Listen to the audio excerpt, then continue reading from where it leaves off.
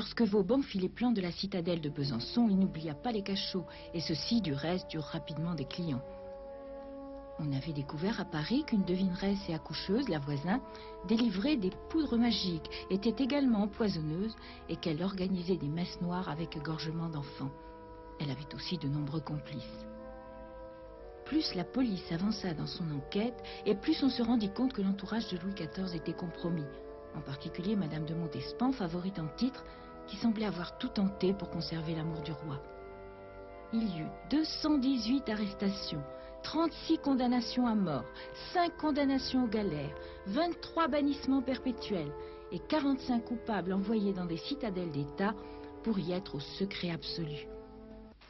Besançon reçut son lot de prisonniers, 11 hommes, que l'on enferma dans 2 cachots pouvant recevoir chacun 6 prisonniers, qui ne devaient communiquer avec personne tant on avait peur de les voir répandre des secrets compromettants, et qui devaient être enchaînés aux anneaux du mur par une chaîne partant de la cheville ou du poignet.